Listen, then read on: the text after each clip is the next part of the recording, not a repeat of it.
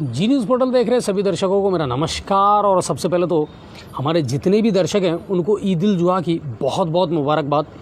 और कल पूरे देश भर में ईद उल जुहा का त्यौहार है, वो मनाया जाएगा मुस्लिम भाइयों के द्वारा। तो मैं जी न्यूज़ पोर्टल की पूरी टीम की ओर से आप सभी को मुबारकबाद देता हूं। हालांकि कोरोना के चलते बहुत सारे त्यौहार हैं सर, जिनको ना हिंदू मना पाए, ना मुसलमान मना पाए, ना ईसाई मना पाए, ना सिख मना पाए। अपने अपने दायरों में रह कर के और गाइडलाइन के अनुसार ही लोगों ने इन त्योहारों को मनाया है, चाहे कोई सा भी त्यौहार हो। लेकिन कहते हैं कि त्यौहार खुशियों का प्रतीक है और खुशियां घर में भी मिल सकती हैं, परिवार के साथ भी मिल सकती है। तो परिवार के साथ मिलकर के इस त्यौहार को सेलिब्रेट करें, अच्छे से इस त्यौहार को मनाएं।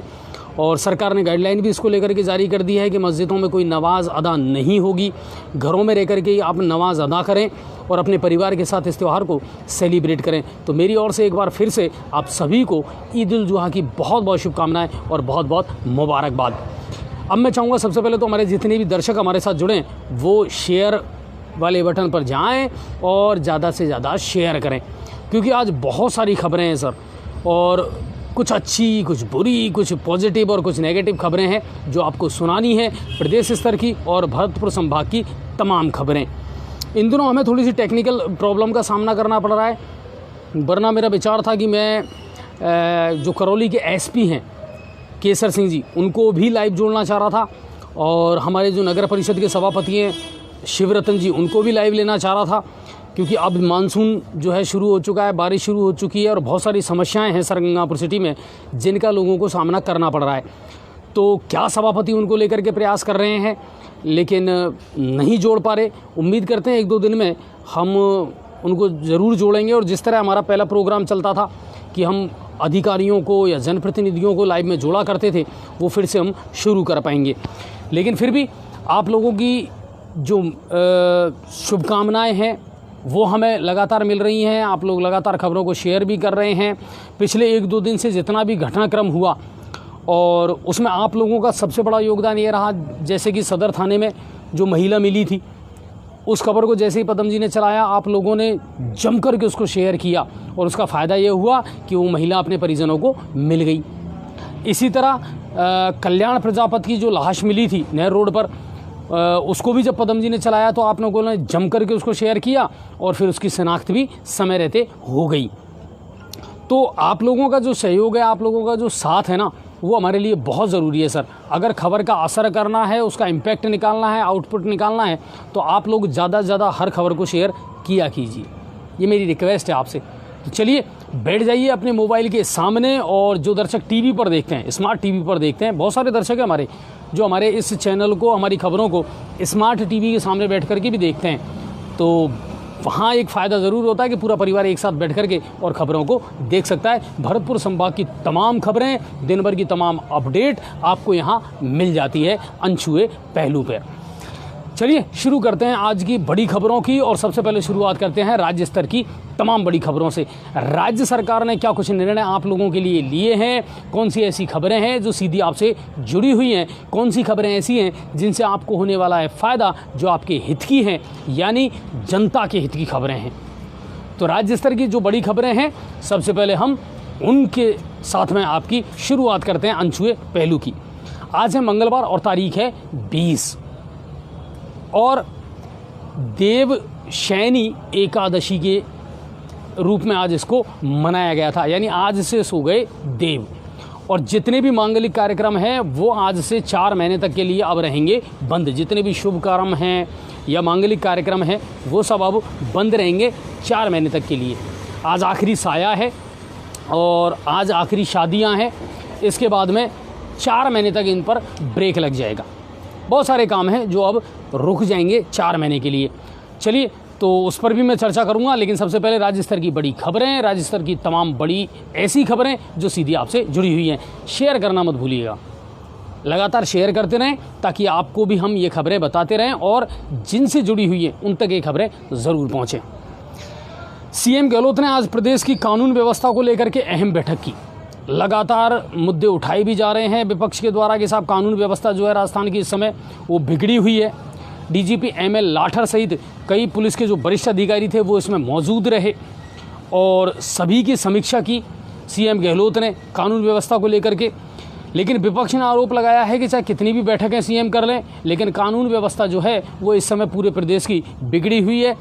लूट के मामले हैं या महिलाओं पर अत्याचार के मामले हैं, लगातार उनमें इजाफा हो रहा है। वहीं सत्ता पक्ष का ये कहना है कि हमने एफआईआर अनिवार्य कर दी, यानी एफआईआर लिखना अनिवार्य कर दिया और इसी के चलते जो है आंकड़े बढ़े हैं।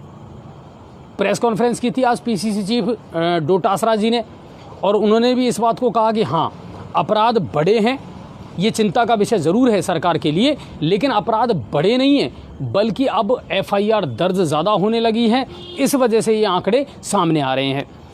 एफआईआर दर्ज की अगर आप बात करें तो मैंने तो कल ही बताया था कि जहां एक तरफ सरकार कह रही है कि हमने एफआईआर अनिवार्य कर दी, वहां कई थाने ऐसे हैं जिनमें फरियादियों की फरियाद नहीं सुनी जाती और एफआईआर समय रहते दर्ज ही नहीं की जाती है।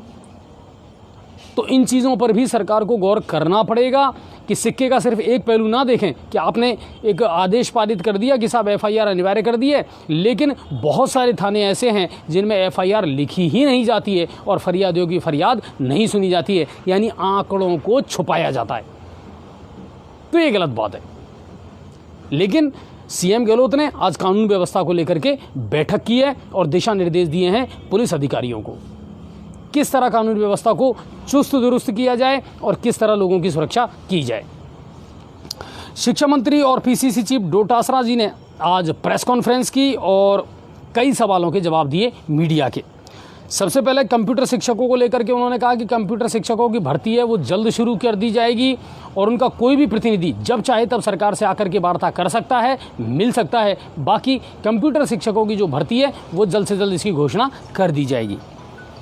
कानून व्यवस्था पर उन्होंने कहा कि अपराध होना चिंता का विषय ज़रूर है, लेकिन बड़ी घटनाओं पर त्वरित कार्रवाई भी पुलिस ने की है, बड़े मामलों को पुलिस ने जल्दी सुलझाया भी है। दूसरी बात, अपराध के आंकड़े बढ़ने को लेकर कहा कि एफआईआर अनिवार्य करने से 11% इस्तिगासे के जो मामले हैं उनमें कमी आई है। दरअसल जब हम एफआईआर पुलिस दर्ज नहीं करती है तो कोर्ट की मदद लेते हैं, अदालत की मदद लेते हैं और फिर अदालत के ज़रिए हम एफआईआर दर्ज करवाते हैं। तो पीसीसी चीफ ने कहा कि इन मामलों में अब कमी आई है। पहले जहाँ ये आंकड़ा बढ़ करके 16% था, अब ये रहकर घट करके और 11% रह गए, यानी 5% की कमी आई है। अब कोर्ट के ज़रिए इस्तिगासे दर्ज नहीं होते, एफआईआर दर्ज नहीं होती, बल्कि अब अनिवार्य कर दिया गया है एफआईआर दर्ज करना, तो इसमें कमी आई है। इसके अलावा शिक्षकों के लिए भी खुशखबरी है।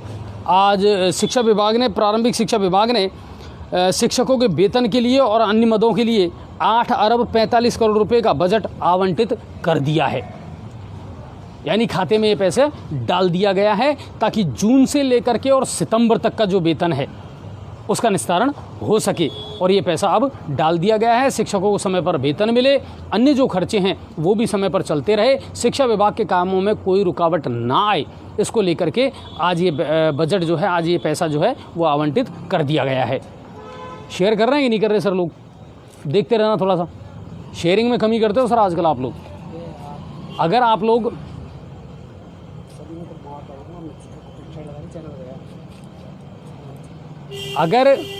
लोग शेयर नहीं करेंगे तो फिर हमारा जो उद्देश्य है ना वो ख़त्म हो जाएगा सर। तो शेयर ज़्यादा से ज़्यादा किया करें। चलिए, और अब एक चीज़ और निकल करके सामने आई। सरपंच संघ राजस्थान के बैनर तले सरपंच फिर आंदोलन कर सकते हैं, आंख दिखाने को तैयार है सरपंच संघ। और लंबे समय से सरपंचों की ये मांग चली आ रही है। आपको याद होगा अच्छी तरीके से, सरपंच जब आंदोलन करने वाले थे तो सरकार ने बड़ा कदम उठाते हुए उनके साथ में समझौता किया और उस समय सरपंचों ने अपनी जो हड़ताल थी, अपना जो आंदोलन था वो स्थगित कर दिया। लेकिन उस समझौते की जो मांगें थी वो अभी तक नहीं मानी गई है, ये कहना है सरपंच संघ का। सरपंचों ने अब इसको लेकर के लामबंद होना शुरू कर दिया है और सरपंचों का ये कहना है कि समझौते की जो मांगें हैं वो अभी तक पूरी नहीं की गई है। सत्र 2020-21 और 21-22 की जो पहली किस्त के रूप में हमको पैसा मिलना चाहिए था 3000 करोड़ रुपए, वो अभी तक सरकार ने हमको नहीं दिया है। इससे ग्रामीण क्षेत्र का जो विकास काम है वो रुका हुआ पड़ा है, किसी प्रकार का काम ग्राम पंचायतों में नहीं हो पा रहा है, ये कहना है सरपंचों का। इसके अलावा मैं आपको बताऊं, हेडपंप, बोरिंग, पानी की टंकी, पाइपलाइन आदि के जो काम हैं, ग्राम पंचायतों में जो होने वाले काम हैं, इनको पहले की तरह ही 100 रुपये के स्टाम्प पर सहमति से शुरू किया जा सके, कोई रुकावट ना हो, इसकी भी मांग सरपंचों ने की है। कि इन चीज़ों की बहुत ज़्यादा कमी आ रही है। पेयजल की किल्लत कई ग्राम पंचायतों में बनी हुई है, कई गांवों में बनी हुई है, लेकिन सरपंचों के हाथ इतने बांध दिए सरकार ने कि सरपंच कुछ कर नहीं पा रहे। और ये तो सही बात है। बहुत सारे सरपंच जो है ना, वो ऑफ कैमरा ये बोलते हैं कि साहब पहले बहुत कुछ ठीक चल रहा था, लेकिन अब सिर्फ नाम मात्र के सरपंच रह गए। यानी कुल मिलाकर के ये है कि सरपंचों के पास में ताला लगा करके और चाबी दरिया में फेंक दी। सरपंचों के जो अधिकार हैं उनको छीनने का काम मौजूदा सरकार ने किया है, ये कहना है सरपंच संघ का। इसके अलावा सरकार समय समय पर सबके वेतन भत्ते बढ़ाती है, चाहे वो सरकारी कर्मचारी हों, चाहे जनप्रतिनिधि हों, लेकिन सरपंचों को वर्षों से 4,000 रुपये महीने का जो मिलता आ रहा है मानदेय, अब उसमें भी बढ़ोतरी की जाए। महंगाई के इस दौर में 4,000 रुपये कोई मायने नहीं रखते, तो सरपंचों का मानदेय भी बढ़ाया जाना चाहिए, ये कहना है सरपंच संघ का, और ये मांग है उनकी सरकार से। इसके अलावा सरपंचों की एक और प्रमुख मांग है कि जो ई पंचायत वाला फार्मूला आपने लगा रखा है ना, हर काम ई मित्र के ज़रिए होना है, या अटल सेवा केंद्र पर या राजीव गांधी सेवा केंद्रों पर जो कंप्यूटर के माध्यम से होता है, उस काम को बंद किया जाना चाहिए। और ये अगर प्रैक्टिकली इस मामले को देखा जाए ना, तो ये सच भी है। ग्रामीण क्षेत्र में बिजली की कोई व्यवस्था ज़्यादा नहीं है अच्छी, इंफ्रास्ट्रक्चर उतना बढ़िया नहीं है, नेट की सुविधा नहीं है। जब आपके पास में इंफ्रास्ट्रक्चर ही अच्छा नहीं है, तो आप ई पंचायत की कल्पना कैसे कर सकते हैं कि ग्रामीण क्षेत्र के जो किसान भाई हैं या जो लोग रहते हैं, उनका काम ई मित्र के माध्यम से हो जाएगा। सरपंचों का ये कहना है कि साहब ई सरपंच या ई पंचायत वाला जो मेथड है ना, इसको बंद किया जाए, ऑनलाइन की बजाय ऑफलाइन काम पर ही ज़्यादा कंसंट्रेट किया जाए, फोकस किया जाए, ताकि लोगों के काम समय रहते हो सके। ना तो आप नेट की सुविधा दे पा रहे हैं, ना कोई अन्य सुविधाएं हैं, इसलिए ऑनलाइन काम की बजाय ऑफलाइन काम पर फोकस ज़्यादा किया जाए। यानी सरपंचों का अपना दर्द है और उनका दर्द अपनी जगह वाजिब भी है। लोगों ने वोट देकर के जिस सरपंच को चुना है, आज वो सरपंच अपने आप को हताश महसूस करता है, वो अपनी ग्राम पंचायतों में काम नहीं करवा पा रहा है। और इसके पीछे सबसे बड़े वजूहात ये हैं, सबसे बड़े कारण ये हैं कि सरपंच करें तो करें क्या, ना तो उनको समय पर बजट मिल पा रहा, ना उनको इतने अधिकार मिल पा रहे। 1.5-2 साल का जो समय है वो कोरोना निकल गया।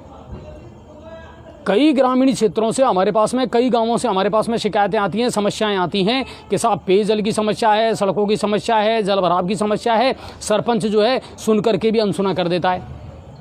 सरपंच की मजबूरी ये है कि उसके पर उतर दिए, उसके पास उतने अधिकार ही नहीं है, वो करे तो करे क्या। तो इन चीज़ों को लेकर के सरपंच संघ जो है वो फिर से लामबंद होने वाला है, और कहीं ना कहीं अब सरकार से वो सीधा टकराने के मूड में है। सरकार से वार्ता करके, और जो पिछला समझौता आपने किया था, उन मांगों को पूरा करने की मांग भी वो सरकार से करने के मूड में है।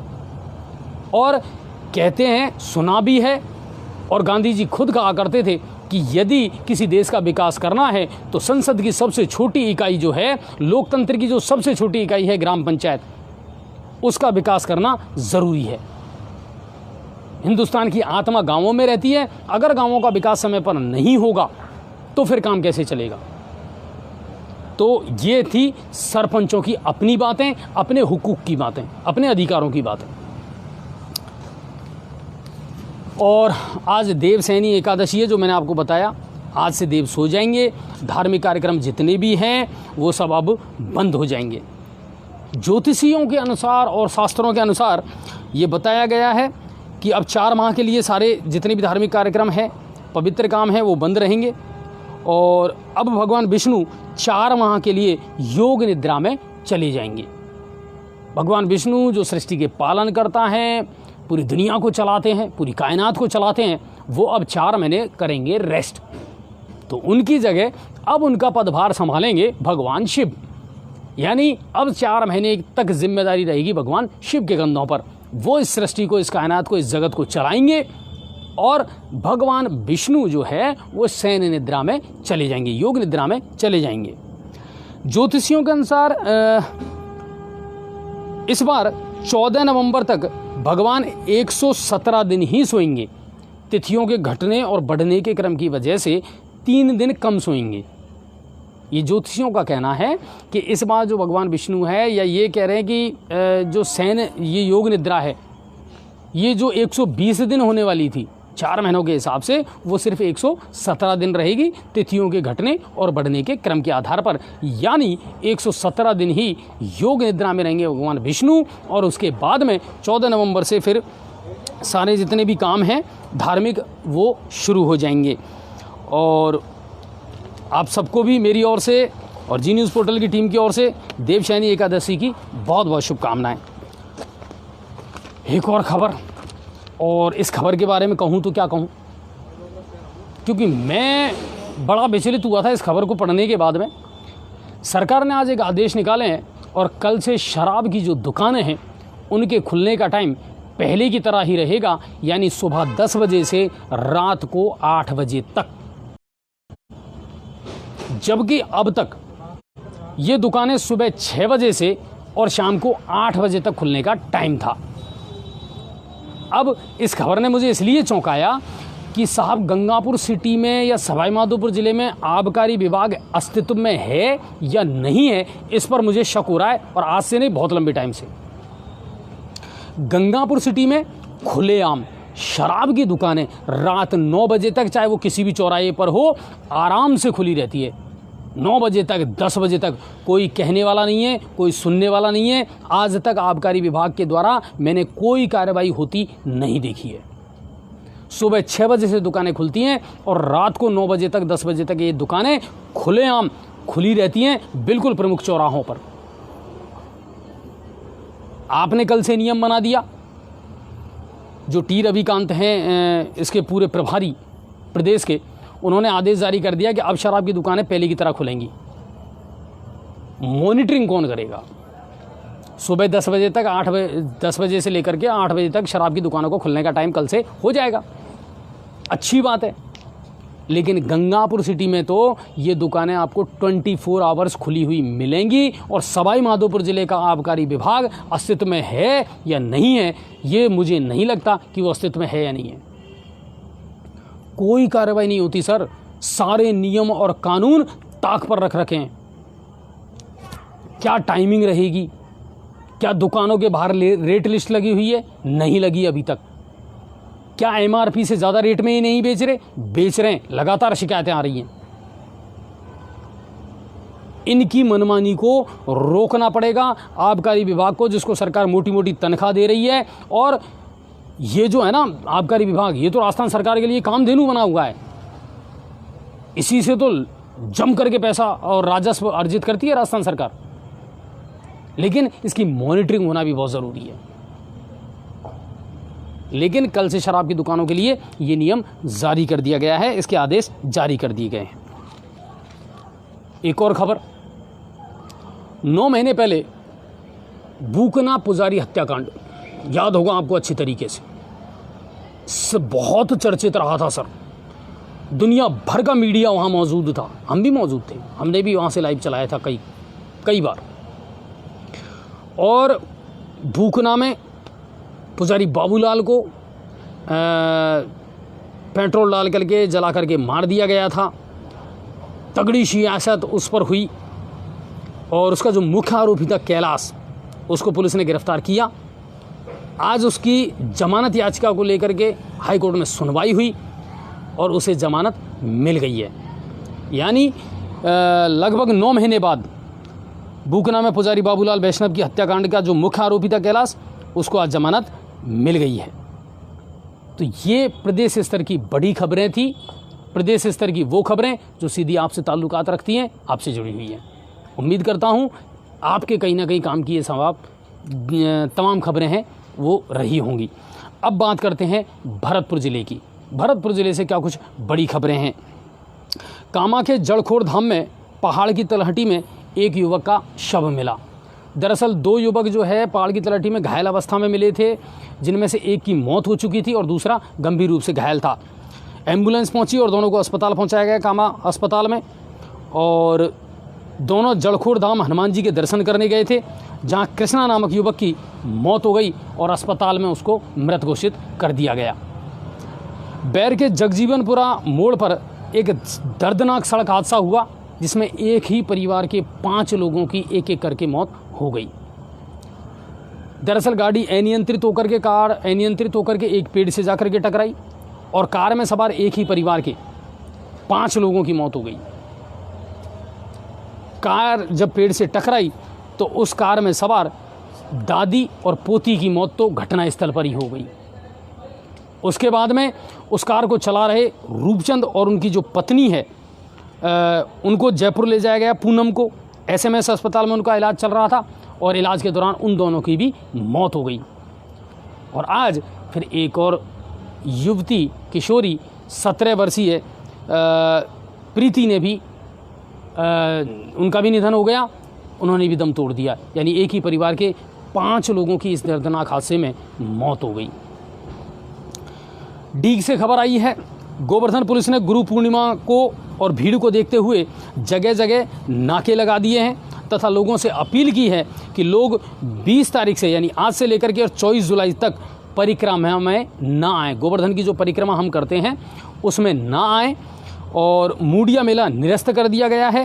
राजस्थान की सीमा में भी 3 जगह नाके लगाए गए हैं और 21 सुरक्षाकर्मी जो है इसमें लगाए गए हैं, क्योंकि सरकार ने भी गाइडलाइन जारी कर दी है कि भीड़ ना बढ़े और तीसरी लहर को रोका जा सके। इसको लेकर के ये कदम उठाया गया है यूपी पुलिस के द्वारा भी और राजस्थान पुलिस के द्वारा भी।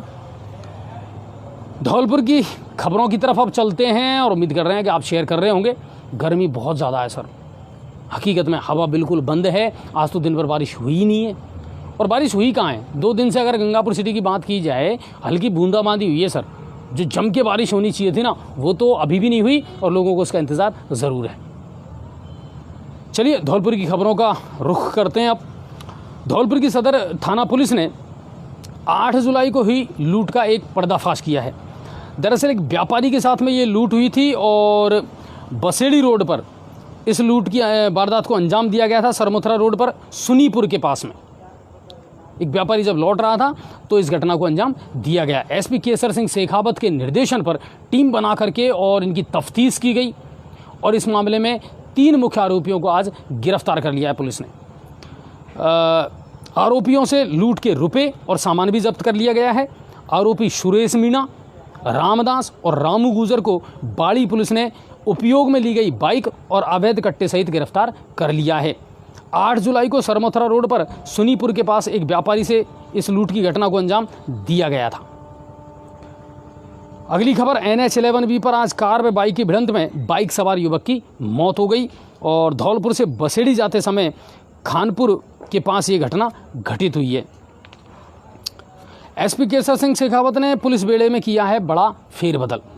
जिला पुलिस अधीक्षक हैं केसर सिंह जी और आज उन्होंने पुलिस का जो जिले का जो पुलिस बेड़ा है उसमें तब्दीली की है, परिवर्तन किया है, बदलाव किया है और 1 SI, 5 ASI और 12 हेड कांस्टेबल सहित 35 कांस्टेबलों के तबादले किए हैं, यानी फेरबदल किया है। ये धौलपुर से खबरें थी। अब चलते हैं करौली की तरफ। करौली से क्या कुछ बड़ी खबरें हैं। तो सबसे पहले तो नमन करने का मन कर रहा है और श्रद्धांजलि देने का मन कर रहा है। करौली ज़िले के एक सपूत ने आज अपनी शहादत दी है, एक जवान ने आज अपनी शहादत दी है जो फौज में था, सैनिक के रूप में उन्होंने अपनी शहादत को अंजाम दिया। जिले के एक जवान ने आज छत्तीसगढ़ में हुए नक्सली हमले में शहादत दी। जवान शिवनारायण मीणा श्री महावीर जी थाने के गांव ओडिया का रहने वाला था और ITBP 45 बटालियन में ये तैनात था। आज सुबह छत्तीसगढ़ में नारायणपुर अम घाटी में हुआ नक्सली हमला, जिसकी जद में ये आए और इनकी मौत हो गई और इन्होंने शहादत हासिल की। शहीद की पार्थिव देह कल पैतृक गांव पहुंचेगी, जहां राजकीय सम्मान के साथ में उनका अंतिम संस्कार किया जाएगा और गांव में इस समय रुदन और शोक का माहौल व्याप्त है। हम भी शहीद शिवनारायण मीणा को अपनी ओर से श्रद्धांजलि अर्पित करते हैं और ये कहेंगे कि जब तक आप जैसे रणवाकुरे हैं तब तक भारत माँ सुरक्षित है और हम लोग भी सुरक्षित हैं और चैन की नींद सो सकते हैं। सपोट्रा के चौड़ा गांव में करंट लगने से एक युवक की मौत का मामला सामने आया है। दरअसल ट्रांसफार्मर से निकल रहे तार के छूने से मृतक महेश गुजर करंट की चपेट में आ गया और परिजन आनंद फानन में अचेत अवस्था में उसको लेकर के जब अस्पताल जा रहे थे तो रास्ते में ही उसने दम तोड़ दिया। यानी करंट की चपेट में आने से चौड़ा गांव के एक युवक की मौत हो गई। अब चलते हैं सवाई माधोपुर की तरफ। हमारे ज़िले से क्या कुछ खबरें हैं। तो जिला मुख्यालय और उसके आसपास कल सोमवार को हुई ज़बरदस्त बारिश। गंगापुर सिटी में नहीं हुई, गंगापुर विधानसभा क्षेत्र की अगर बात की जाए तो ज़्यादा ढंग की बारिश नहीं हुई है, लेकिन सवाई माधोपुर विधानसभा क्षेत्र के आसपास के जितने भी इलाके हैं उनमें कल जमकर के अच्छी बारिश हुई है। बहुत सारे बांध थे जिनमें पानी की आवक अच्छी हुई है और वो बांध लबालब भर गए। पांचोलांस बांध की कंडीशन तो ये थी कि पानी की ज़बरदस्त आवक होने के चलते दीवारों में दरार आ गई, जिसकी सूचना सिंचाई विभाग को दी गई और सिंचाई विभाग ने पहुंच करके उन दरारों की मरम्मत भी कर दी। यानी अच्छी खासी बरसात हुई है सवाई माधोपुर विधानसभा क्षेत्र में। गंगापुर विधानसभा क्षेत्र में अभी अच्छी बरसात नहीं हुई है, लोगों को उसका इंतज़ार ज़रूर है। दूसरी खबर, मोरेल नदी पर नीमौद से सांचौली के बीच में विधायक दानिश अबरार और इंदिरा मीणा के प्रयास रंग लाए हैं और 16.26 करोड़ की लागत से एनीकट का निर्माण अब होगा। इसकी स्वीकृति सीएम गहलोत ने जारी कर दी है और अच्छी बात है, अगर एनीकट बन जाएगा तो पानी रुकेगा और आसपास के जो क्षेत्र हैं उनका भूमि का जो जल स्तर है उसमें बढ़ोतरी ज़रूर होगी। जल संचयन का सबसे बड़ा फ़ायदा तो यही है कि भूमिगत जल जो है उसमें बढ़ोतरी होती है। इससे नीमौद, करेल, मलारना और बहतेड़ के जो गांव हैं इनका जो भूमि का जल स्तर है उसमें बढ़ोतरी डेफिनेटली होगी। तो दोनों विधायकों के प्रयास से ये एक अच्छा काम हुआ है। विधायक दानिश अबरार ने आज मलाना डूंगर क्षेत्र का दौरा किया और बजट की में जो सौगातें मुख्यमंत्री ने दी थी उनका उद्घाटन भी किया। मलारना से सांकड़ा तक 12 करोड़ की लागत से जो सड़क का निर्माण किया जा रहा है, आज उसका उद्घाटन भी विधायक दानिश अबरार ने किया। सवाई माधोपुर और गंगापुर सिटी में 22 तारीख को नहीं चलेंगी निजी बसें। मैं आपको पहले ये खबर दे रहा हूँ। दरअसल प्राइवेट बस यूनियन जो है उसने इसका ऐलान कर दिया है। पिंक सिटी प्रेस क्लब में इनकी बैठक हुई और उसके बाद में ये निर्णय लिया गया कि 22 तारीख को सवाई माधोपुर और गंगापुर सिटी में जो निजी बसें हैं वो सांकेतिक हड़ताल पर रहेंगी। बस ऑपरेटर वजूहत क्या है? वजूहत वही है, पहले भी हमने आपको ये खबर दिखाई थी। यहाँ जो एसोसिएशन के अध्यक्ष हैं दीपक नरूका, उन्होंने बताया था कि एक तो लॉकडाउन के दौरान का जो टैक्स है वो माफ़ किया जाए, बीमा की जो अवधि है वो बढ़ाई जाए, फिटनेस है या अन्य जो कागज़ हैं जिनको पूरा करना पड़ता है उनमें भी राहत दी जानी चाहिए। इसके अलावा बढ़ती हुई डीजल की कीमतों को लेकर के, किराया वृद्धि को लेकर के भी उनकी मांग है। तो इन चीज़ों को लेकर के और उन्होंने कहा है अगर सरकार इन मांगों पर गौर नहीं करती है तो आने वाले दिनों में इस आंदोलन को तेज़ किया जाएगा। बौली में 3 दिन से अच्छी बारिश हुई है। बौली क्षेत्र में शानदार बारिश रही है। अब तक की अगर बात करूं तो 298 mm बारिश बौली क्षेत्र में हो चुकी है। पिछले 3 दिन की अगर बात करूं तो 111 mm बारिश बौली क्षेत्र में हुई है। वहाँ के जितने भी नदी, तालाब और बांध हैं उनमें पानी की अच्छी आवक हुई है। खरीला और नागोलाब जो बांध हैं उनमें पानी की अच्छी आवक हुई है बौली क्षेत्र में। अब बात करते हैं गंगापुर सिटी की, यानी हमारे क्षेत्र की। शहर में कल कोरोना गाइडलाइन के तहत ही मनाया जाएगा ईद उल जुहा का त्यौहार और घरों में रहकर के नमाज अदा करने की प्रशासन ने पहले ही मीटिंग ले ली थी धर्मगुरुओं की और उनको समझा दिया था मस्जिद में नमाज अदायगी नहीं होगी, भीड़ ना लगाएं और बकरों की जो ख़रीद फ़रोख्त है वो भी चलेगी। हालांकि पहले की बजाय अब कम लोग रुचि दिखा रहे हैं ख़रीद फ़रोख्त के मामले में। प्रदेश भर की अगर बात की जाए तो कल के बारे में और बकरों की ख़रीद फ़रोख्त के बारे में अगर मैं बताऊं तो प्रदेश स्तर से बड़ी खबर ये आई है कि साहब बाहुबली और सुल्तान नाम के जो बकरे हैं वो मार्केट में आए हुए हैं। वज़न की अगर बात की जाए, बकरों के वज़न की बात की जाए तो किसी का वज़न 120 किलो है, किसी का वज़न 180 किलो है। कीमत की अगर बात की जाए तो सबसे महंगे बकरों के रूप में इनकी कीमत 1 से 1.5 लाख रुपए तक रही है। लेकिन समस्या वही है कि लोगों की आर्थिक स्थिति उतनी मजबूत नहीं है, तो इसका कोरोना का जो सीधा सीधा असर है वो कल इस त्यौहार पर भी देखने को मिलेगा। लालपुर उमरी ग्राम पंचायत, सरपंच है महेश जी। आज एक सरकारी अध्यापक ने मुझे कॉल किया था और उसने कहा था, क्योंकि ये मुद्दा हमने पहले भी उठाया था कि साहब मुख्य रास्ता जो है उसमें पूरे में पानी भरा हुआ है और अब लोगों को आने जाने के लिए कोई रास्ता नहीं है और काफ़ी टाइम से ये पानी भरा हुआ है। आपको अच्छी तरीके से याद होगा, हमारे पत्रकार राजेंद्र जी ने भी जाकर के उस स्थिति को देखा, वहाँ से लाइव भी चलाया था और गांव वालों की समझाइश करके जैसे तैसे करके उस समय तो हमने इस पानी की जो भरने की समस्या थी ना, इसको ख़त्म करवा दिया और रास्ता सुगम हो गया। आज फिर वही कंडीशन हो गई। जो सरकारी अध्यापक या कर्मचारी वहाँ ड्यूटी करने जाते हैं वो ये कह रहे हैं कि साहब अब हमारे आने जाने के लिए रास्ता ही नहीं रहा, स्कूलों में पहुँचें तो कैसे पहुँचें, घूम करके जाना पड़ता है। पुलिया है उसमें भी पानी ज़बरदस्त भरा हुआ है। वहाँ के जो सरपंच हैं उनसे मैंने बात की थी तो उन्होंने ये कहा कि साहब ये सार्वजनिक निर्माण विभाग जो है PWD उसके अंडर में आती है, मैंने प्रस्ताव बना करके दे भी दिया, एक्सीएन से मुलाकात भी कर ली, वो कह रहे हैं जल्द से जल्द टेंडर कर देंगे और इस रास्ते को चालू करवा देंगे। मगर एक बात मैं कहना चाहूँगा, इस रास्ते पर जो पानी आ रहा है, जबकि एक बात और बता दूँ, सड़क के दोनों किनारों पर नाले बने हुए हैं, मगर कुछ लोगों की वजह से, कुछ लोगों की हठधर्मिता की वजह से जो सड़क का पानी है वो उन नालों में नहीं जा रहा है। ये खुद सरपंच ने भी कहा है कि साहब मैं तो प्रयास कर रहा हूं मगर लोग मेरा सहयोग नहीं कर रहे हैं।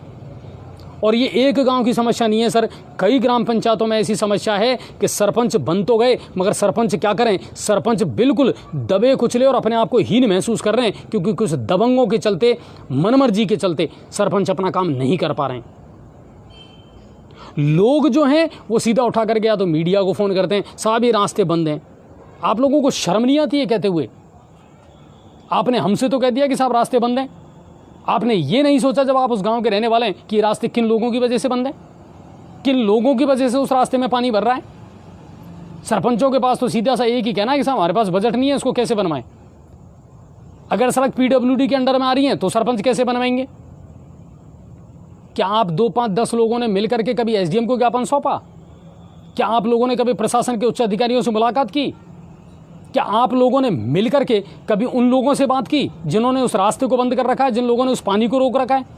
नहीं की। आप सब तो डरते हैं, आप सब तो सामने आना नहीं चाहते, फिर काम कैसे होगा? ऐसे काम नहीं चलने वाला है। और जितने भी ग्रामीण क्षेत्र हैं जिनमें समस्याएं आ रही हैं, आपको पता है जब कोरोना काल चल रहा था, पीलोदा में, खंडीप में, भामाशाहों ने आगे बढ़ कर के अपने अपने हिस्से से पैसा दिया, अंशदान किया और उन हॉस्पिटल्स की सूरत बदल करके रख दी। आप लोग मिलकर के भी तो ये काम कर सकते हैं कि साहब वहाँ मोरम डलवानी है या भूडा डलवाना है या उसका कोई परमानेंट सॉल्यूशन करना है, तो आप लोग भी तो मिलकर के कर सकते हैं। क्या गांव के जो लोग हैं वो सिर्फ प्रशासन की राह देखते रहेंगे?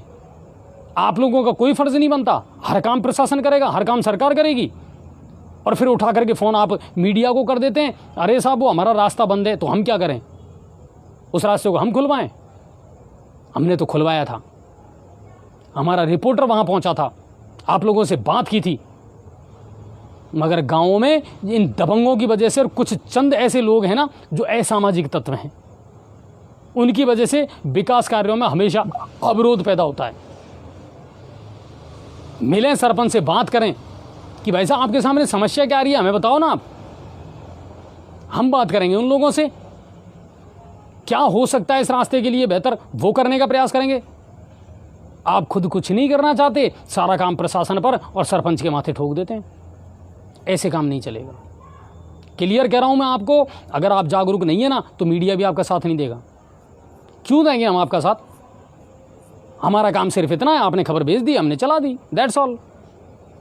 रिजल्ट क्या निकला? रिजल्ट निकलना चाहिए, समस्याओं का समाधान होना चाहिए, लोगों को जागरूक होना पड़ेगा। फुलवाड़ा पेपट में सरपंच के खिलाफ भ्रष्टाचार के ऐसे ऐसे मामले आ रहे हैं कि अब ACB की जांच होने वाली है। वहाँ अपनी मनमानी करके वहाँ पर जो जांच की है ना ACB ने, सर मस्टॉल सिर्फ कागज़ों में चल रही है, नरेगा का काम कागज़ों में चल रहा है, काम हुआ ही नहीं है।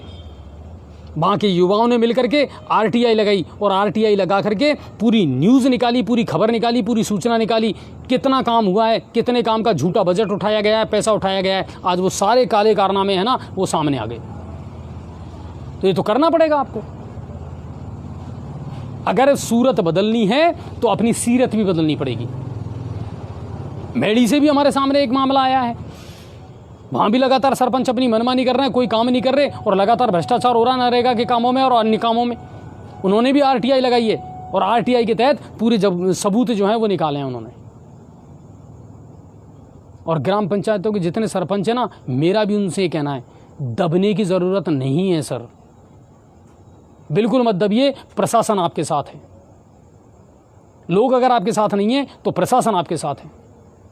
कोई व्यक्ति ज़बरदस्ती अतिक्रमण करता है, किसी व्यक्ति की वजह से या किसी परिवार की वजह से पूरी ग्राम पंचायत को मुश्किल हो रही है, समस्या आ रही है, तो आप आकर के एडीएम साहब से, एसडीएम साहब से, एएसपी साहब से, डिप्टी साहब से मुलाकात करिए। अगर आपको पुलिस फोर्स चाहिए, बिल्कुल उपलब्ध करवाया जाएगा। प्रशासन आपका पूरा सहयोग करेगा, लेकिन पहल आपको करनी पड़ेगी। आप बुरा तो बनना नहीं चाहते, बढ़िया है, मैं तो जीत गया, 5 साल के लिए तो मैं सरपंच रहूँगा, भाड़ में जाओ, जनता मेरे को क्या लेना देना है। अगर यही सोच है तो जितने लोग सुन रहे हैं उनसे भी मेरा यह कहना है, फिर आपको कहने का भी कोई अधिकार नहीं है, क्योंकि जिसको चुना है उसको भी आप ही ने चुना है। वो चाहे जातिवाद के नाम पे जीता हो, चाहे किसी और लोभ लालच से आपने उसको वोट दिया हो, लेकिन जो जीत आ रही है, ग्रामीण जनता से मेरा निवेदन है, सर आप लोगों को जागरूक होना पड़ेगा, आप लोगों को सड़कों पर आना पड़ेगा, आप लोगों को उच्च अधिकारियों तक अपनी बात पहुंचानी पड़ेगी और अपने हक के लिए लड़ना कोई बुरी बात नहीं है। निवेदन है ये मेरा आपसे। हालांकि मैं खुद कल ज़रूर बात करूँगा महेश जी से कि सर कोई भी कुछ भी अगर इसका अल्टरनेटर निकलता है, कोई विकल्प निकलता है तो प्लीज़ निकालिए आप और इस रास्ते को ठीक करवाइए। सैकड़ों लोग वहाँ से दिन भर में गुजरते हैं और मुख्य रास्ता है वो, और वही बंद पड़ा है। तो ये एक मामला वहाँ से आया था। ग्राम पंचायत खूंटला के गांव सहजपुरा के एक बालिका ने किया है ग्राम पंचायत का नाम रोशन। मनीषा गुजर, सहजपुरा के एक किसान परिवार की बेटी, जो खूंटला में सीनियर स्कूल में टीचर भी है। RAS में उसका हुआ है चयन, सिलेक्शन। आज सरपंच कंचन मीना, उनके पति नैमी मीना और वार्ड पार्षदों के द्वारा उनका भव्य स्वागत विद्यालय में किया गया। मनीषा गुजर को मेरी ओर से और जी न्यूज़ पोर्टल की ओर से भी मैं बहुत बधाई देता हूं कि आपने हमारी ग्राम पंचायत का नाम रोशन किया। बहुत बहुत धन्यवाद और बहुत बहुत मुबारकबाद आपको। वजीरपुर उपखंड के गांव फुलवाड़ा, इसका मैटर मैंने आपको बता ही दिया कि वहां से लगातार सरपंच के खिलाफ भ्रष्टाचार की शिकायतें आ रही थी। कुछ युवाओं ने मिलकर के और RTI लगाई और उसका फिर काला कारनामा सामने आया। वजीरपुर में ही आज सरपंच मुकेश बैरवा के नेतृत्व में मीटिंग की गई। कोरम में बहुत कम लोग पहुंचे सर, बहुत कम वार्ड मेंबर पहुंचे। अपने इंटरव्यू में मुकेश बैरवा ने कहा कि हाँ, बहुत सारी समस्याएं हैं, नालियों की सफाई है, सड़कों का है, गंदगी का मामला है, इनको जल्द से जल्द ठीक करवाया जाएगा। ये प्रस्ताव अब लिए गए हैं। उम्मीद करते हैं मुकेश सर, मैंने भी एक मुद्दा उठाया था मोक्ष धाम को लेकर के, आप इसका निस्तारण भी जल्द से जल्द करेंगे। वजीरपुर ग्राम पंचायत से हमारे पास बहुत शिकायतें आती हैं सर, रास्ते खराब पड़े हैं, सड़कों पर कीचड़ फैला हुआ है। इन सब चीज़ों के बड़ी ग्राम पंचायत है आपकी, आपको काम शिद्दत के साथ करना पड़ेगा। तीसरा कार्यकाल है आपका, लापरवाही नहीं होनी चाहिए। तो ये है, उदय मोड़ पुलिस ने बड़ी कार्रवाई की है। ASP हिमांशु जी, डिप्टी कालूराम जी लगातार अंदर ही अंदर अपने जो सोर्सेज हैं उनके हिसाब से अपराध के खिलाफ कार्रवाइयों को अंजाम भी दे रहे हैं। और उनकी जो टीम है ना सर, वो भी सॉलिड काम कर रही है। सदर थाना हो, उदय मोड़ थाना हो, गंभीर जी हैं, राजकुमार सर हैं, उनकी टीम है, लगातार अच्छी कार्रवाइयाँ कर रही हैं। अवैध हथियारों के साथ में आज एक युवक को गिरफ्तार किया गया। जो युवक है वो रामगढ़ मुराड़ा का रहने वाला है। उसके पास से एक अवैध देसी कट्टा 315 बोर और एक जिंदा कारतूस भी बरामद किया है। जयपुर रोड से अभिषेक उर्फ दिलखुश मीणा निवासी रामगढ़ मुराड़ा, थाना सदर गंगापुर सिटी को गिरफ्तार किया गया है और आर्म्स एक्ट में मुकदमा दर्ज करके और अब इसकी जांच की जा रही। ABVP के कार्यकर्ता सीताराम गुर्जर लगातार सक्रिय रहते हैं, जनता की समस्याओं को, मुद्दों को वो लगातार उठाते रहते हैं।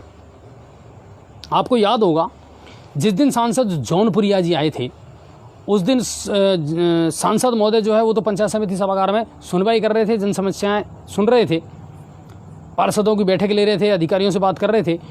और पंचायत समिति के बाहर जो परिसर है उसमें सीताराम जी के नेतृत्व में वार्ड नंबर 6, 7, 8 मिर्ज़ापुर के रहने वाले जो लोग हैं वो विरोध प्रदर्शन कर रहे थे, अपनी आवाज़ बुलंद कर रहे थे पानी की समस्या को लेकर के। बाद में उनको अंदर बुलाया गया, वो भी हमने आपको लाइव दिखाया था, और उन्होंने कहा कि साहब ना तो कोई टैंकर आता, टैंकरों को लेकर के भी भ्रष्टाचार चल रहा है, घोटाला चल रहा है नगर परिषद गंगापुर सिटी में। और जब ये खबर चली, इसको लाइव दिखाया, सांसद से शिकायत की गई, तो जो ठेकेदार है, जो पानी के ठेकेदार हैं, उन्होंने बातचीत की सीताराम से फ़ोन पर, गिरिराज प्रसाद सैनी उनका नाम है, और जान से मारने की धमकी दी गई। वो ऑडियो सीताराम जी ने हमारे पास भेजा है, उसको हम वायरल ज़रूर करेंगे। एक तो वो व्यक्ति अपनी गलती स्वीकार नहीं कर रहा, ऊपर से दादागिरी करके ये और कह रहा है कि तुम्हें जो करना है कर लो, जहां शिकायत करनी है कर लो, आप मेरा कुछ नहीं बिगाड़ सकते। ये कंडीशन है ठेकेदारों की, जबकि जनता पानी के लिए प्यास से त्राही त्राही कर रही है और ठेकेदार जी अपनी जो रोटी है ना उसको सेकने में लगे हुए हैं। फर्जी बिल पेश होते हैं, फर्जी दस्तखत हो जाते हैं और बिल उठा लिया जाता है, और यही आजकल देखने को मिल रहा है गंगापुर सिटी में। तो ये एक मामला ज़रूर सामने आया है। इसके अलावा मैं बात करूं तो कल कुछ लाइव मैंने आपको दिखाए थे। एक तो जहां हम अब खड़े हैं नेहरू गार्डन, वहां से मैंने लाइव दिखाया था कि जल भराव की जो समस्या है उसका सामना करना पड़ रहा है लोगों को। खबर का असर भी हुआ और आज नालों की सफाई भी की गई, लेकिन अब करें क्या, नालों की सफाई इसलिए नहीं हो पा रही क्योंकि जेसीबी के अलावा और कोई तरीका नहीं है। हाथों से अगर आप सफाई कर रहे हैं तो आज दिन भर वो 2-3-4 घंटे बेचारे लगे रहे, लेकिन वो सफाई नहीं हो पाई। तो नगर परिषद के सभापति जो हैं शिवरतन जी, उनसे हमारा निवेदन है कि एक तो मेन हॉल और खुले हुए जालों के बारे में मैंने आपको खबर दिखाई थी सर, इनका निस्तारण आप करें। लोग चोटग्रस्त हो रहे हैं, दुर्घटनाएं हो रही हैं। नेहरू गार्डन के सामने जो दोनों जाल उखड़े पड़े हैं, जब पानी लेवल पे आ जाता है ना तो ये दिखते और नहीं है, सीधा पैर जाता है लोगों का इसमें। तो इस पर गौर किया जाए सर, ये मेरा निवेदन है। और इसके अलावा और कोई बड़ी खबर नहीं है। उम्मीद ये करते हैं कि आपको जी न्यूज़ पोर्टल की हर खबर अच्छी लगती होगी, उनको शेयर भी करते होंगे। हर मुद्दा हम उठाते भी हैं, चाहे वो ग्रामीण क्षेत्र का हो चाहे शहरी क्षेत्र का हो। और बामनवास विधायक इंदिरा मीणा जो है आज गुजर बड़ौदा में गई, वहाँ उन्होंने रमसा के तहत जो विद्यालय भवन बना था उसका उद्घाटन किया। इसके अलावा स्कूटी वितरण कार्यक्रम है उसमें भी भाग लिया। गुजर बड़ौदा के जो ग्रामीण हैं उनका भी मेरे पास में फ़ोन आया कि सर हमारे यहाँ रास्तों की विकट समस्या है, दरअसल हम 2 विधानसभाओं के बीच में फंसे हुए हैं और हमारा रास्ता बन नहीं पा रहा है। ये कंडीशन है। और ऐसे एक गांव नहीं है, न जाने कितने गांव हैं सर जहां विकास पहुंच ही नहीं पाया, विकास नाम की चिड़िया पहुंची नहीं है। ये कंडीशन है। तो उन्होंने आज अपना दर्द बताया गुजर बड़ौदा के लोगों ने कि साहब रास्तों की इतनी विकट समस्या है कि करें तो करें क्या और कहें तो किससे कहें। 2 विधानसभाओं के बीच में फंसे पड़े हम तो। वो कहता है उसकी जिम्मेदारी है, वो कह रहा है उसकी जिम्मेदारी है, और बरसों से यही सिलसिला चलता आ रहा है। तो मैंने उनसे कहा है कि बिल्कुल आप विधायक इंदिरा मीणा जी को ज्ञापन भी दीजिए, प्रशासन को भी ज्ञापन दीजिए, अपनी समस्या से अवगत करवाइए। उम्मीद करते हैं जल्द से जल्द आपकी समस्या का भी समाधान होगा। हम भी बात करेंगे विधायक महोदय से। तो कई जगह से ऐसे मामले आते हैं, लेकिन सबसे बड़ी बात है कमी है तो सिर्फ आप लोगों की है, कमी है तो जनता की है। लोग फ़ोन उठा करके तुरंत कह देते हैं भाई साहब ये समस्याएं आप लाइव दिखा सकते हो क्या। हमारी लाइव से मतलब नहीं है सर, आप लोग क्या कर रहे हैं वो भी तो इम्पोर्टेंट है। मैं तो लाइव दिखा दूंगा, हमारा तो काम है, मीडिया है हम तो, हमारा तो काम है जनता की समस्याओं को दिखाना। काम तो प्रशासन को करना है ना। जब हम लाइव दिखा देते हैं तो कई बार उच्च अधिकारी हमसे कहते हैं हमें तो पता ही नहीं था, आज तक हमसे तो किसी ने ये कंप्लेंट की ही नहीं। तो कुल मिलाकर के ये है सर, अपनी आवाज़ उठाने का एक तरीका आपको अपनाना पड़ेगा, आपको प्रशासन तक पहुंचना पड़ेगा, अधिकारियों तक पहुंचना पड़ेगा, आपको जागरूक होना पड़ेगा। अगर आप नहीं होंगे तो कहीं ना कहीं हम भी परेशान होकर के फिर आपकी बातों को अनसुना करना शुरू कर देंगे कि क्या करें। बहुत सारे दर्शक है जो कहते हैं नहीं साहब मैं कैमरे के सामने तो नहीं बोलूँगा। तलावड़ा का आप मैटर देख लीजिए, वार्ड नंबर 7 का सार्वजनिक हैंडपंप है, दबंगों ने कब्जा कर रखा है। कई जगह हमारे साथ ऐसा होता है, एक पक्ष कह देता है अरे साहब ये मनमानी हो रही है, ये है वो है, जब मालूम करते हैं तो पता चलता है कि वो खबर ही झूठी है। आपसी टसल की वजह से उसने वो खबर हमारे पास भेज दी। इन्हीं चीज़ों की वजह से और इन्हीं बातों की वजह से है ना हम विकास से बहुत पीछे हैं सर। और प्रशासनिक अधिकारी जो है ना वो इसीलिए हमारी बात नहीं सुनते। तो इन चीज़ों में आप लोगों को सक्रिय होना पड़ेगा, आप लोगों को जागरूक होना पड़ेगा, अपने मुद्दों को पुरजोर तरीके से आपको उठाना पड़ेगा। अधिकारी भी सुनते हैं, प्रशासन भी सुनता है, बस आप में एकजुटता होनी चाहिए, आप में तरीका होना चाहिए और आपका जो तरीका है वो लीगल होना चाहिए। एक बार नहीं सुनेंगे, 2 बार नहीं सुनेंगे, 5 बार नहीं सुनेंगे, कब तक नहीं सुनेंगे? कभी तो सुनना पड़ेगा, कभी तो समस्या का हल होगा। लेकिन आज मीडिया से कह दिया, अब हम आराम से सोएंगे, हमें क्या लेना देना। 10-5 दिन बाद में, महीने भर बाद में फिर एक फ़ोन कर देंगे हम मीडिया को, भाई साहब वो हमारी समस्या का समाधान नहीं हुआ। ये कंडीशन है। तो अपनी आवाज़ उठानी पड़ेगी आपको, आप लोगों को जागरूक होना पड़ेगा। कुल मिलाकर के ये है, गर्मी बेइंतहा पड़ रही है सर, एक पत्ता भी नहीं हिल रहा, एक तिनका भी, हवा बिल्कुल बंद है। उम्मीद ये करते हैं कि देर रात तक शायद अच्छी खासी बारिश शहर में हो जाए तो लोगों को शायद गर्मी से राहत मिले, ठीक है। और SBI बैंक से भी, बैंक का एक मामला मैंने भी कल नोट किया था। ज़्यादातर ATM temporarily out of service बताते हैं। बताओ आप, ये कंडीशन है। ATM कोई भरोसा नहीं आपको, किस ATM पर पैसा मिलेगा, किस पर नहीं मिलेगा। ज़्यादातर लोग भटकते रहते हैं। बैंक के अंदर की अगर बात की जाए तो कर्मचारी, बहुत सारे कर्मचारी ऐसे हैं सर, मैं ज़्यादा कहना नहीं चाहता, लेकिन हकीकत बात यह है उनको काम की नॉलेज नहीं है और छोटे छोटे काम के लिए लोगों को 1-1 घंटे तक लाइन में खड़ा रहना पड़ता है। कंप्यूटर चलाना नहीं आता सर, कीबोर्ड चलाना नहीं आता, हकीकत है। मैं देखता हूँ रात दिन, कंप्यूटर चलाना नहीं आता। ये सरकारी बैंकों की हालत है। तो इन पर भी कहीं ना कहीं सरकार को गौर करना चाहिए। अत्याधुनिक टेक्नोलॉजी में हमने प्रवेश तो कर लिया, मगर क्या उसके लिए हमारे पास में पर्याप्त आदमी और संसाधन हैं? मैंने कल बताया ना आपको कि मैं तहसील में गया और तहसील में एक महिला कर्मचारी हैं जो कीबोर्ड पर अगर एक छोटा सा नाम भी लिखना है ना तो बगल में एक कीबोर्ड लगा हुआ है जिस पर हिंदी और इंग्लिश के अक्षर चिपके हुए हैं ऊपर, उसमें से देख देख करके वो एक एक चीज़ को टाइप कर रही थी और फिर भी काम नहीं हुआ। ये कंडीशन है सर। किस आधार पर नियुक्तियां होती हैं, किस आधार पर नौकरियां लग रही हैं, कैसे लोगों को भर्ती किया जा रहा है, कैसे लोग अपना काम कर रहे हैं, हम बहुत पीछे चले जाएंगे इन चीज़ों में, बहुत पीछे चले जाएंगे। ज़माना जितनी तेज़ी से आगे बढ़ रहा है, टेक्नोलॉजी जितनी तेज़ी से आगे बढ़ रही है, हमको कहीं ना कहीं अपनी जो लेबर फोर्सेज है उसको भी अत्याधुनिक बनाना पड़ेगा।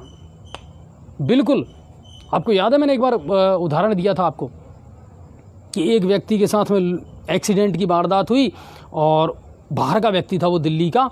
उसने फ़ोन किया किसको? भरतपुर पुलिस का कंट्रोल जो रूम होता है वहाँ पे फ़ोन किया। वहाँ से फिर उनसे पूछा गया कौन सा थाना है, क्या है, फिर वहाँ से माधोपुर किया गया। यानी उस पूरी प्रक्रिया में 2 से 3 घंटे लग गए। तब तक तो अपराधी अपराध करके निकल जाता है सर। अब बहुत कुछ चला भी रहे हैं, बहुत कुछ इनोवेटिव आइडियाज़ जो हैं उनको इनफील्ड एग्जीक्यूट भी कर रहे हैं, but what is output? Nothing. छोटी छोटी जो चीज़ें हैं ना सर, इनमें बदलाव करने की आवश्यकता है। लोग बड़े बदलाव को तो बाद में देख लेंगे, चाहते भी नहीं हैं। छोटे छोटे बदलाव लोग ज़रूर चाहते हैं। मुझे राहत मिले, कोई मेरी सुने, मेरे काम समय पर पूरे हो जाएं। 7-7, 8-8, 10-10 दिन हो जाते हैं छोटे छोटे कामों के लिए ऑफिसों में चक्कर लगाते लगाते लोगों को, कोई सुनवाई नहीं होती। हर विभाग की यही हालत रहती है। सरकारी स्कूलों में इन दिनों आपको बताऊं जितने भी विद्यार्थी हैं उनको निःशुल्क पाठ्य पुस्तकों का वितरण किया जा रहा है, मगर पाठ्य पुस्तकें कंप्लीट मात्रा में, पर्याप्त मात्रा में छप करके नहीं आई हैं। ये कंडीशन चल रही है। 10th और 12th का कोर्स बदल गया, अब उस हिसाब से किताबें छप करके आएंगी। पाठ्य पुस्तक मंडल ने पिछली साल किताबें छापी, लेकिन हुआ क्या, मुश्किल से 30 दिन 28 दिन के स्कूल चले, अब वो किताबें हो गई गड़बड़। कई चीज़ें ऐसी हैं सर जिन पर अगर आप गौर करोगे ना तो इससे जनता क्षुब्ध रहती है, दुखी रहती है। और जनता तो वैसे ही फ्रस्ट्रेट है सर, गुस्से में है, फिर इससे अपराध को जन्म होता है। तो ये बात है। और उम्मीद करता हूँ आज का अनछुए पहलू आपको पसंद आया होगा और कहीं ना कहीं मेरी बातें जो है ना सर वो प्रशासन तक पहुँचेगी, प्रशासन गौर करेगा इन चीज़ों पर। और सबसे बड़ी अपील मेरी उनसे है जो बड़े प्रशासनिक अधिकारी हैं कि सर समय समय पर विभागों की मॉनिटरिंग करते रहें, क्या काम चल रहा है, कैसे काम चल रहा है, क्या इंफ्रास्ट्रक्चर की आवश्यकता है, कितनी लेबर फोर्सेज की आवश्यकता है। इन चीज़ों पर अगर आप गौर करते रहेंगे तो जनता के काम समय पर होते रहेंगे और जनता को राहत मिलती रहेगी। चलिए, आप सभी का बहुत बहुत धन्यवाद और उम्मीद करता हूँ आज का अनछुए पहलू आपको पसंद आया होगा। ज़्यादा से ज़्यादा शेयर करना। जय हिंद और जय भारत।